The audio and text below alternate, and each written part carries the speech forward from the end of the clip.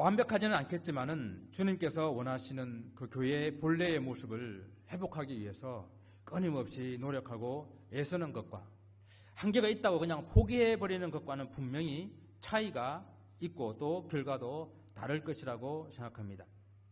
오늘 본문은 우리가 교회에서 사람들과 어떤 그런 관계를 가져야 하는지 잘 말씀해 주고 있습니다. 그래서 세 가지 단계로 한번 생각해 보기를 원하는데요. 만일 우리 형제가 죄를 범할 때라는 말씀으로 오늘 본문을 시작합니다. 좋을 때는 사실은 문제가 되지 않아요. 서로의 관계가 좀 틀어지고 깨어질 수 있는 그런 어떤 사건이 문제가 생겼을 때의 문제죠.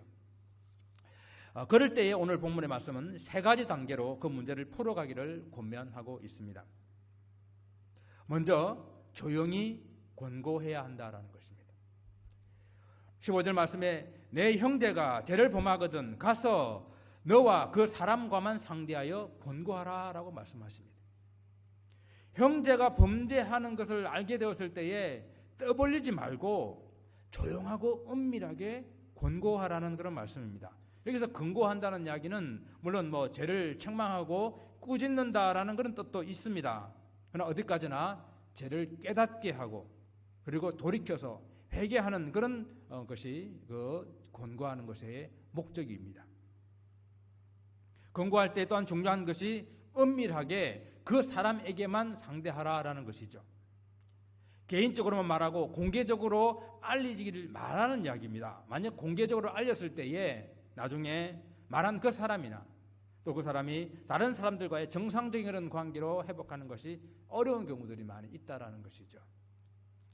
근데 그때에도 다행히 그 권고를 듣게 되면은 내가 내 형제를 얻은 것이라고 말씀하셨습니다. 내 형제를 얻었다라고 하는 것은 그의 생명을 건졌다라는 그런 말씀입니다. 형제가 죄를 짓는 것을 본 사람의 책임이나 의무감 같은 것을 느끼게 해주는 그런 본문의 말씀이에요. 우리는 보통 이제 형제 자매들의 제가 그냥 형제라고 통칭하겠습니다. 우리 모두 다 형제라고. 형제 잘못을 보고도 말하지 않는 그런 경우들이 있어요. 왜 그럴까요? 첫째는 관계가 악화된다든지 아니면은 정말 관계가 단절될 것을 두려워하기 때문에 그렇게 하는 거죠.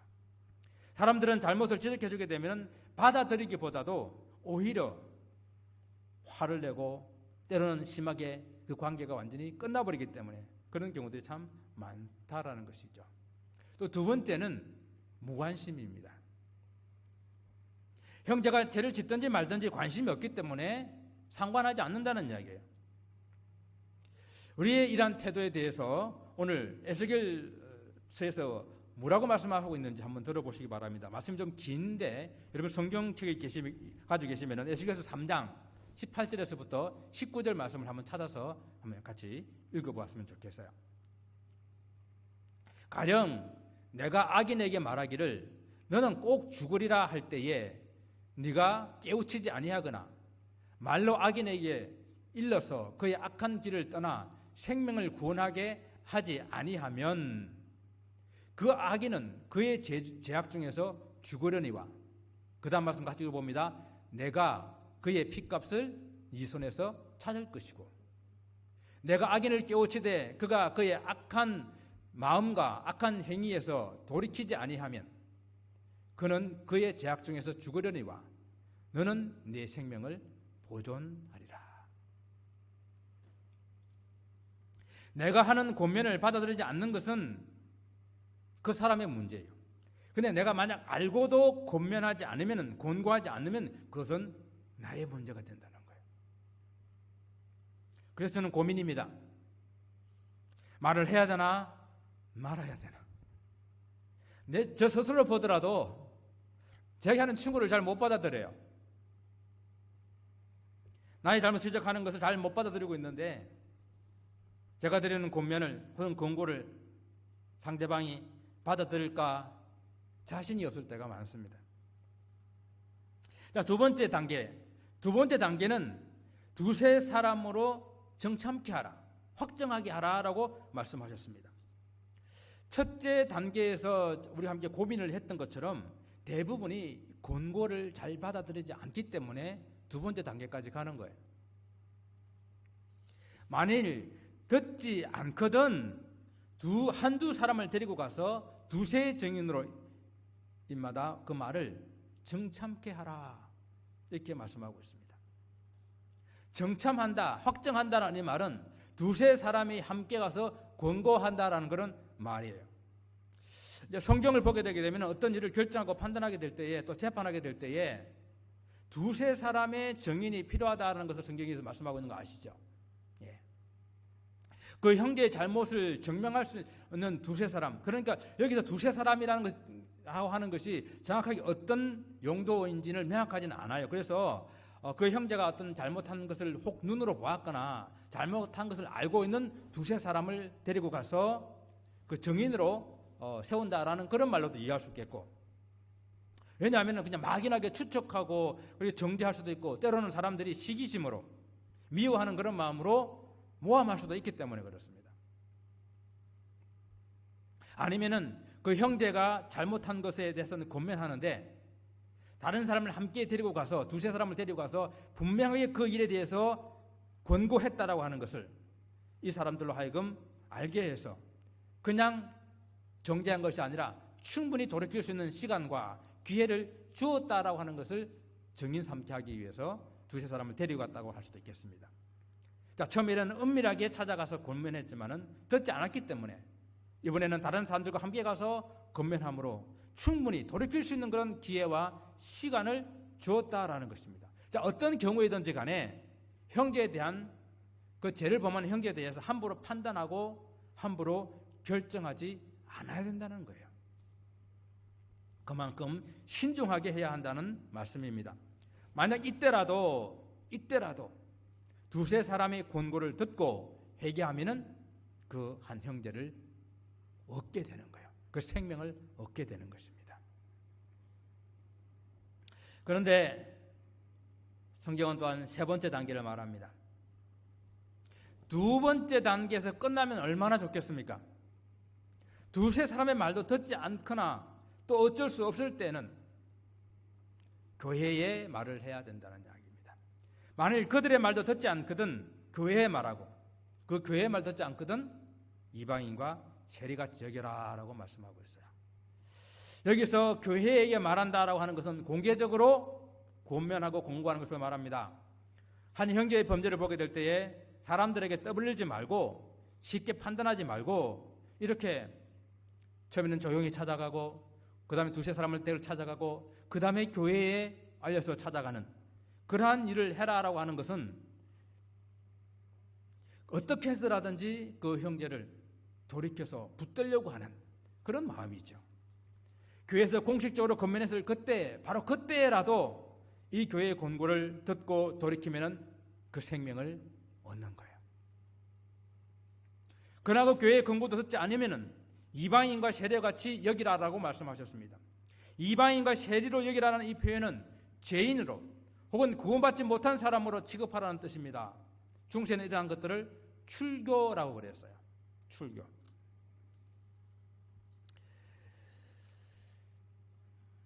그리고 우리가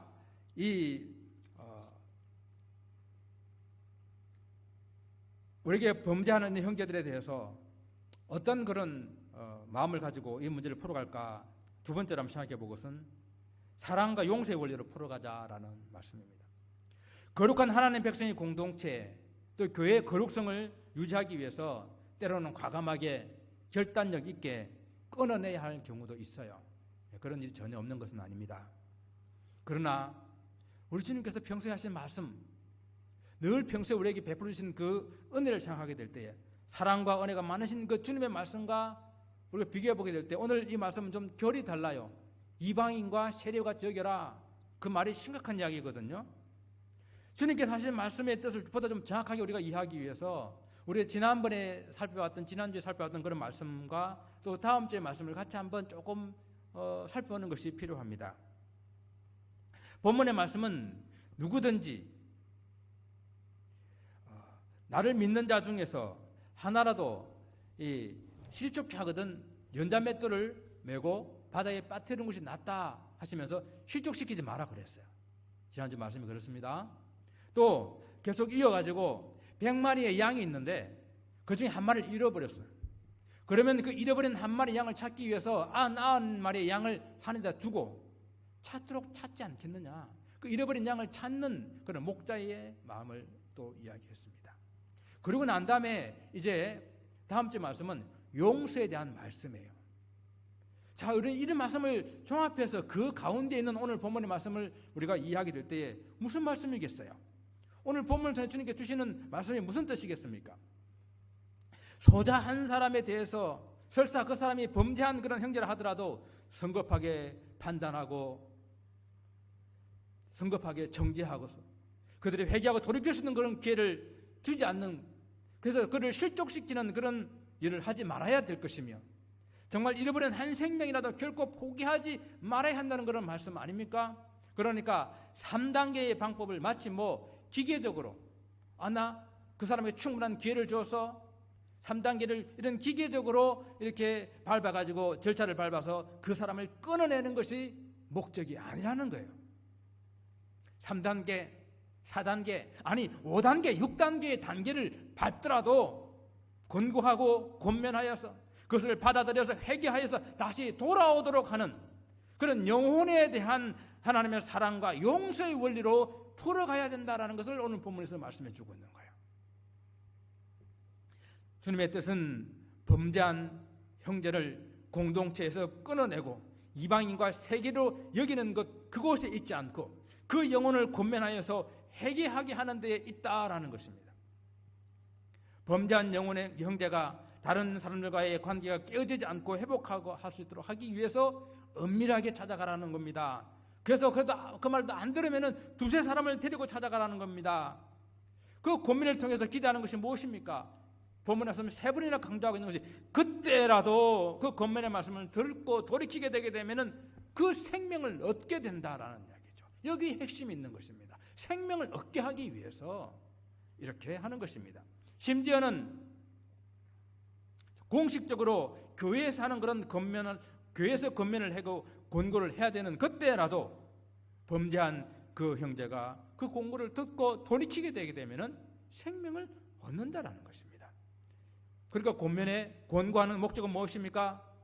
죄를 밝혀내고 죄를 드러내고 정죄하는 것에 있지 않다라는 것입니다. 권면을 듣고 회개하여 생명을 얻는 것이 있다는 사실을 오늘 마음속에 깊이 새겨서 이 원리로 우리 모든 관계를 풀어갈 수 있기를 바랍니다. 바로 이것이 사랑과 용서의 원리예요. 지금 우리는 교회에서 세리와 이방인으로 여긴다는 이 뜻의 출교, 이거 가볍게 생각합니다. 교회에서 출교합니다. 그럼 여러분 어떻게 받아들일까요? 아니면 교회가 여기밖에 없나? 나오지 말하면 안 나가지 여러분 다 보통 그렇게 생각하지 않습니까? 근데 이는 그런 뜻이 아니에요. 지금 우리가 지금 현대에서 출교라는 말과 영 다른 의미입니다. 유대 공동체에서 세례와 이방인을 여긴다는 이 말은 하나님의 백성의 공동체, 에다라고는 하나님 백성의 공동체에서 끊어져 나가는 것을 말하는 거예요. 이런 말로 하면 좀 이해가 될까요? 같이 비행기 타고 가는데 나가 놀아라라는 거예요. 공동체에서 끊어져라는 이야기입니다. 유대인들은 이것을 엄청나게 심각한 것을 받아들였습니다. 그런데 초대교회에서는 이 말을 또 어떻게 심각하게 받아들였을까요? 초대교회는 유대 공동체에서도 따로 떼어나온 그런 공동체이기 때문에 유대인들에게도 소외받는 사람들이에요. 그래서 그 어려움 속에서 신앙생활을 하고 있는데 그 교회 공동체에서 출교시킨다. 갈 데가 없어요. 모든 사회생활이 끝나는 것입니다. 그런 의미가 이방인과 세리로 여긴다라는 그런 뜻이에요. 우리가 잘 알고 있는 중세교회에서 출교 뭡니까? 너 구원받지 못했으니까 지옥이나 가라라는 뜻이잖아요. 그게 출교라는 의미입니다. 그래서 현대교회가 그 의미도 함부로 알지는 못하고 출교 이런 말 쓰는 것은 정말 조심해야 될 이야기들이죠. 이처럼 가혹한 처벌을 내리는 문제를 쉽게 결정해서는 안 된다라는 것이 오늘 주님께서 말씀을 통해서 주시는 귀한 뜻입니다. 그래서 주님께서 너희 중에 범죄한 형제가 발견되면은 사랑과 용서의 원리로 이 문제를 풀어가라 그 말씀입니다. 자, 세 번째는 하늘과 땅의 관계로 이 문제를 풀어가라라고 말씀하십니다. 주님께서 하늘과 땅의 관계를 잘 설명해 주셨습니다. 뭐라고 말씀하셨습니까? 진실로 너에게 이르노니 너희가 땅에서 매면 하늘에서도 매일 것이요 너희가 무엇이든지 땅에서도 풀면 하늘에서도 풀리리라 말씀하셨어요. 이 말씀 어디서 들어본 것 같지 않아요? 예, 우리 몇 주 전에 베드로가 신앙 고백을 했을 때에 주님께서 마태복음 16장 19절에서 하신 그 말씀입니다. 내가 천국의 열쇠를 내게 주리니 내가 땅에서 무엇이든지 매면 하늘에서도 매일 것이요 내가 땅에서 무엇이든지 풀면 하늘에서도 풀리리라 이렇게 말씀하셨어요. 주님께서 베드로에게 하늘과 땅에서 매고 풀 수 있는 만능 열쇠를 주신 거예요. 그 열쇠를 2개 줬다 그래요. 2개. 그래서 이스라엘 가게 되면은 베드로 동상이 있는데 베드로 집터 교회라는 교회 앞에 동상이 있어요. 그 베드로가 열쇠를 2개를 이렇게 손에 딱 쥐고 있어요. 하나는 푸는 열쇠, 하나는 매는 열쇠. 아니면 하나는 천국의 열쇠, 하나는 이 땅의 열쇠인지 모르겠어요. 2개의 열쇠를 가지고 있습니다. 풀고 매는 열쇠. 그래 이 만능 열쇠를 주신 것으로 이 로마 캐톨릭은 로마 천주교를 생각해가지고 베드로를 초대 교황으로 삼고 그 교황권을 이어받은 교황들에게 이 권세가 있다라고 주장을 해왔었습니다. 그런데 종교개혁 이후에는 개신교에서는 이것이 교황이 준 것이 아니라 오늘 너희가 하라고 하는 이 이야기는 그 당시에 베드로를 위시한 모든 사도들에게 그리고 오고 오는 모든 교회들에게 주신 권세다라고 이렇게 바로 이 부분을 정리를 했습니다. 자, 교회에게 이 매고 푸는 그런 열쇠를 주셨다라는 것. 묶는다고 하는 것은 교회가 죄인 그대로 두고 정죄한다는 그런 이야기고, 푼다라고 하는 것은 그를 회개시켜 용서하고 회개시켜 하나님의 백성으로 만든다라는 그런 의미겠죠. 그래서 교회가 가지는 징계의 그런 징계하는 그런 권세를 가지고 오랫동안 이 권세를 교회가 행해 왔었습니다. 저는 제가 어릴 때 보니까 저희 그 다니던 그 교회도 약간 아주 보수적인 교회였는데 저희 교회 추석 장로님이 수찬 정지 징계를 받고 아무것도 하지 못하는 그런 것을 어릴 때 본 적이 있습니다. 요즘에는 뭐 그런 일들이 교회에서 일어나지 않죠. 아까 제가 이 교회에 사는 이런 어떤 징계에 대한 의미를 설명드린 것처럼 이 부분을 저는 좀 다르게 생각을 하고 싶어요. 저는 땅에서도 매면 하늘에서도 매이고 땅에서도 풀면 하늘에서도 풀리리라 하는 이 말씀을 관계의 말씀으로 보기를 원합니다. 성도들의 이 땅에서의 삶은 곧 하늘에서의 삶과 하나로 정말로 밀접하고 긴밀하게 관계되어 있다라는 이야기입니다. 뭡니까? 매고 푼다는 것이 무엇입니까? 그것은 형제의 잘못에 대해서 정죄하거나 아니면 사랑하고 용서하는 바로 그 마음, 그것을 매고 푸는 것으로 이해하기를 원합니다. 이 땅에 범죄하는 형제를 사랑하고 용서하면은 하늘에 계신 우리 아버지께서도 우리를 사랑하고 용서하시지만은 그냥 우리가 이 땅에서 범죄한 사람들을 미워하고 정죄하고 오늘 이방인과 세리로 여기게 되게 되면은 하늘에 계신 우리 아버지께서도 우리를 용서하지 않는다라는 이 말씀인 것입니다. 결국 이 땅과 하늘은 서로 밀접하게 관계되어 있는 이 원리로 우리가 이 땅의 관계들을 풀어가자라는 이야기입니다. 주님께서 이 땅에 있는 교회에 매고 푸는 그런 열쇠를 주신 것은 범죄한 형제를 정죄하고 재판해서 묶어두기 위함이 아니라 다시 강조하지만 권면하고 또 권면하고 권고하고 또 권고해서 그를 회개하게 하기 위함이 아닙니까? 그것이 목적이거든요. 사랑하고 용서하는 마음을 가지고 풀어주는 그런 역할을 해라고 하나님께서 교회에게 권세를 주셨다라는 이야기입니다.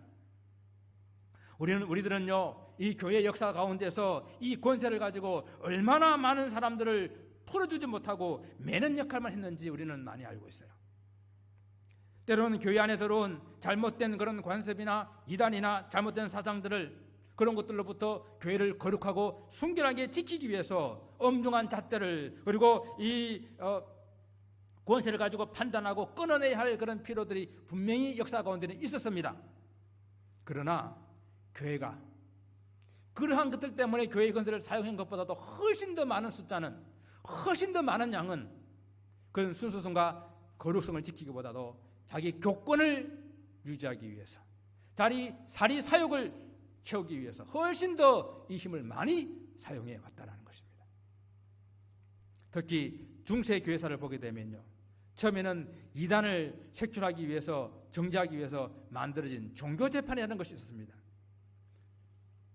그런데 나중에는 이 종교재판이 로마 캐톨릭에 반대하는 세력들을 제거하는 수단으로 사용되어졌습니다.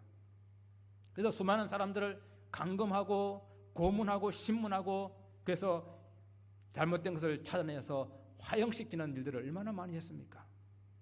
여러분, 마녀사냥이라는 말 들어보셨죠? 우리 정치에도 많이 쓰고 있는데, 마녀사냥, 정말 근거도 없는 그런 이야기들을 소문만으로 사람들을 그렇게 몰아붙여가지고 죄를 찾아내서 죽이는 거예요. 그게 마녀사냥입니다. 여러분이 그 서양 역사를 잘 아시는지 모르겠는데, 프랑스와 영국이 100년 동안 싸운 전쟁을 100년 전쟁이라고 그러잖아요. 그 100년 전쟁에 영웅이 있습니다. 프랑스의 영웅, 잔다르크. 그죠? 그 잔다르크가 영웅이었습니다. 그래서 싸움에서 계속 승리해 나가다가 나중에 결국은 여러 가지 배신을 해가지고 다시 영국의 포로로 잡히게 됩니다. 그때의 영국은 이 잔다르크를 마녀 사냥해가지고 마녀라고 이렇게 몰아붙여서 종교재판에서 사형시켰습니다. 다시 그 시신들을 사람들이 사랑할까봐 3번이나 화형을 시켜서 강에다 뿌려버렸어요. 그리고 난 이게 25년 후에 다시 재판해가지고 그녀는 무죄였다라고 재판을 했습니다. 여러분, 시대에 따라서 어떤 시대에는 이것이 정통이 되고, 또 시대가 지나면 그 정통이었던 것이 이단이 되고, 그 당시에는 이단이었는데 나중에 또 시간이 지나면 그것이 정통이 되는 것이 우리가 생각하는 교리라는 것들입니다. 그런데 그것들 때문에 사람들을 얼마나 많이 죽여왔습니까? 저는 오늘 주님께서 이 땅에서 매면 하늘에서도 매이고, 이 땅에서도 풀면 하늘에서도 풀리리 하는 이 말씀을 다시 한번 마음에 새기면서, 주님께서 이 땅에 교회에 매고 푸는 2개의 열쇠를 주셨다고 한다면은, 우리 교회는 매는 열쇠 그는 반납해버리고 푸는 열쇠만 가지고 더 많은 사람들을 용서하고 사랑하는 그런 교회들이 되었으면 좋겠습니다. 이 땅과 하늘은 하나로 연결되어 있습니다. 그래서 우리 이 땅에서 삶이 푸는 삶이 되었으면 좋겠습니다. 먼저 교회 안에서 성도들과 관계에서 풀어내야 될 것들이 없는지를 돌아볼 수 있기를 원합니다. 푸는 일은 사랑하고 용서하는 것입니다. 푸는 일은 우리가 내 가까운 이웃에서부터, 내 가까운 가정에서부터 매인 것들을 풀어내야 할 것입니다. 우리 기독교인들이요, 한번 원수지면 죽을 때까지 가려고 하는 그런 완악한 마음이 우리들에게는 좀 있어요. 얼굴을 다시는 안 보겠다. 여러분, 먼저 부모와 자녀 간에, 남편과 아내 사이에, 그리고 형제와 자매들 사이에 매인 것이 있으면 풀어낼 수 있는 이 한 해가 되기를 원합니다. 19절과 20절 말씀을 보시게 되면요, 합심하여 기도하라는 말씀이 있어요. 저는 이 말씀도 교회가 이 땅에서 풀기 위한 그런 노력으로 이해하고 싶습니다. 이 땅에서 2-3 사람이 모여서 기도하면 하늘에 계신 우리 아버지께서 반드시 이루어 주실 것을 믿고 합심하여서 매인 것들을 풀기 위해서 간구하는 것입니다. 자, 어떤 사람이 범죄했습니다. 그 사람을 근거하러 가게 될 때에 열심히 함께 기도하고, 정말 그 마음을 하나님 감동시켜 주셔서 죄로부터 돌이킬 수 있도록 하나님 도와주세요. 그런 마음을 가지고 기도하면서 가야 된다는 이야기야. 2-3 사람이 모였을 때에 정말 하나님 함께 하시고 그곳에서 기도를 들어주신다고 응답하셨는데, 그 2-3 사람이 그 한 영혼을 위해서 기도하면서 권고하러 가야 된다는 이야기예요. 만약에 기도 없이 함부로 권고하는 것은 저는 교만이라고 생각합니다. 어떻게 사람의 말로, 사람을 돌이킬 수 있겠다고 생각하고 권고하는 것입니까? 철저하게 기도하면서 나가야 되는 것이요. 첫 번째, 두 번째, 세 번째 정말 건면하는 그 일을 나가기 전에 먼저 합심하여서 기도하는 그것이 이 하나님이 하늘에서부터 땅에서부터 이 귀한 관계를 알고 풀어나가는 그런 모습입니다. 그리고 교회는 세상으로 눈을 돌려서 이 사회에 맺힌 것들을, 매인 것들을 풀어내는 그런 교회가 되어야 할 것입니다. 우리가 흔히 말하잖아요. 세상이 악하다. 이거는요, 우리끼리 하는 이야기예요. 우리끼리 세상은 악해. 그래서 우리가 세상 가운데서 세상처럼 살아가지 않고 세상에 본받지 않기 위해서 우리가 기도해야 돼. 우리끼리 하는 이야기예요. 그러나 세상을 향해서는 우리는 저들에 대해서 정죄하고 판단하는 그런 마음을 가져서는 안 됩니다. 세상을 끊임없이 품고 사랑하고 용납해야 된다는 것이에요. 우리 주님께서는 세상을 향해서 종일토록 팔을 벌려 그들을 기다리고 계시는데 정작 주님의 몸된 교회라고 하는 우리가, 주님을 교회의 머리라고 하는 우리가, 주님을 나의 주인으로 모시고 있는 우리가 세상에 대해서 문을 닫아버리면, 저들을 정죄하고 판단하기만 한다고 한다면 어떻게 저들이 교회에 들어올 수 있겠어요? 복음을 전파할 수 있겠습니까? 사랑하는 성도 여러분, 정말 중요한 것은요, 관계입니다. 신앙의 문제도 곧 관계입니다. 교회에서 메고 푸는 권세를 주신 것은 이 땅에 메인 것들을 풀기 위한 하나님의 뜻이 있다는 사실을 기억하시고, 그래서 이 땅에 메인 것들을 풀게 되게 될 때에 하늘에 계신 우리 하나님께서 하늘의 메인 것들도 풀어주시는 그런 역사가 있어서 여러분 가정에 늘 형통하는 것을 저는 이번 한 해의 큰 기도 제목으로 삼았습니다. 교회는 하늘을 여는 문이 되어야 되고, 교회는 하늘의 가장 아름다운 것들을 풀어나가는 그런 열쇠를 가진 그런 교회의 권세가 되어야 됩니다. 우리가 예수님을 믿어서 하나님의 자녀되는 이 놀라운 권세를 얻었잖아요. 이 권세로 땅에서 매는 일 하지 마시고 푸는 일, 그 일에 우리 모든 권세와 이 축복을 사용할 수 있기를 바랍니다. 끊임없이 용서하고 사랑하는 것입니다. 그래서 2020년 한 해의 모든 메인 것들이 풀어지는 역사, 여러분 가정에도, 여러분 사업에도, 여러분 기업에도, 여러분 자녀 손에게도 풀어지는 역사가 있기를 주님의 이름으로 축원을 드립니다. 기도하겠습니다.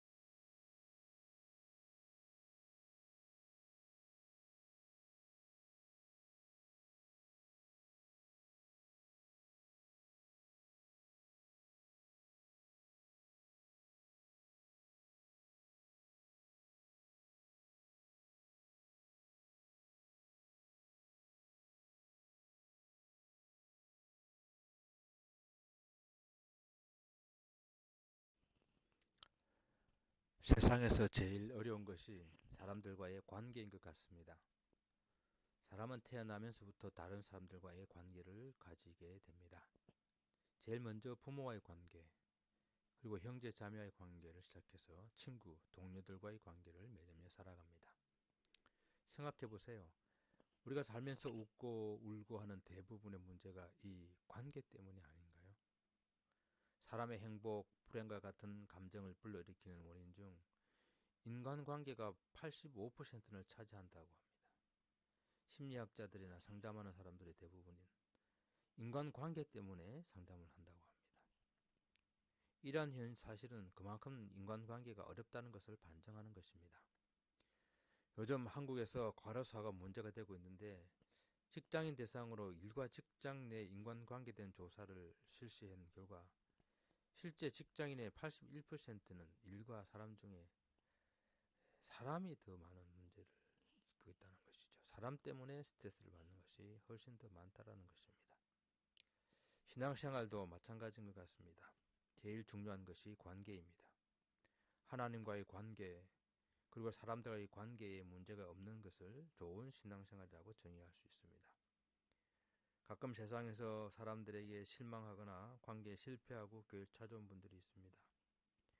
교회에서는 전혀 다른 관계를 기대하고 들어왔다가 교회에서도 세상과 별 다르지 않는 것을 알고 실망하여 떠나는 경우를 보게 됩니다. 그럴 때마다 교회가 세상과 전혀 다르지 못한 것을 보며 안타까움을 느끼고 목회자로서 책임감을 통감합니다. 물론 교회에서 사람이 모인 곳이기 때문에 여러 한계가 있다는 것을 인정해야 하겠지만 그래도 세상과 달라야 하지 않겠습니까?